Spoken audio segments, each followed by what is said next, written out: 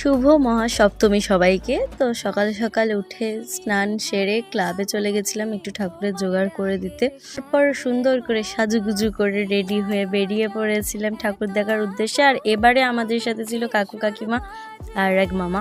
আমাদের সপ্তমীতে আমি, বোন আর টিটু। তো আমাদের তিনজনের ফিক্স থাকে যে আমরা সপ্তমী বেরোবোই, সে যে যাই যবে ইচ্ছা বেরোক, এরকম একটা ব্যাপার। তো প্রথমে এক এক করে ঠাকুর দেখা স্টার্ট করেছি। মুখটা কি সুন্দর। আর দেশপ্রিয় পার্ক থেকে এই পতঞ্জলি বিস্কুটটা আমরা ফ্রিতে পেয়েছিলাম।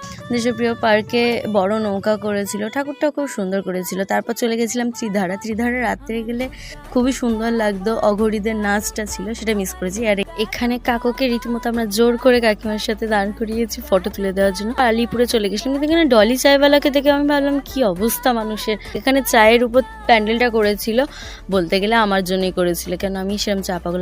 তারপরে সুরুচিতে দেখে এই পাশ সমস্ত প্যান্ডেল দেখছিলাম। এই যে তারপর টুকটুক করে চলে যাচ্ছিলাম হচ্ছে চেতলায় লাইন দিতে, কারণ চেতলায় আমরা অনেকক্ষণ লাইন দিয়েছি, এত ঘুরিয়েছে কি বলবো। আর এখানে আমরা চেতলার লাইনে দাঁড়িয়েছিলাম প্রায় 1 ঘন্টা, তারপরে ঢুকতে পেরেছিলাম ভিতরে। তো প্রচণ্ড সুন্দর করেছিল চেতলার প্যান্ডেলটাও।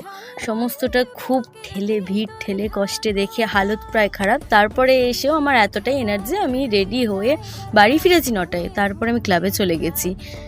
আর ক্লাবে তো আড্ডা দেওয়াটা মাস্ট, এই পুজো 4। তারপরে সেই আমি আর বুবু আবার বেরিয়ে পড়েছিলাম হচ্ছে হাওড়ার আর কয়েকটা বাকি ঠাকুরগুলো দেখতে। এটা হচ্ছে স্বামী স্পোর্টিং ক্লাব। এখানে হাওড়ার মধ্যে বেস্ট এবারের প্যান্ডেল। এখানে এনাদের প্যান্ডেল ছিল আমরা আটি সমস্ত গাছগাছালি জিনিসপত্র দিয়ে প্যান্ডেলটা করেছিল, খুব সুন্দর। উপরে ঝাড়বাতির জায়গাটা দেখুন কি সুন্দর না।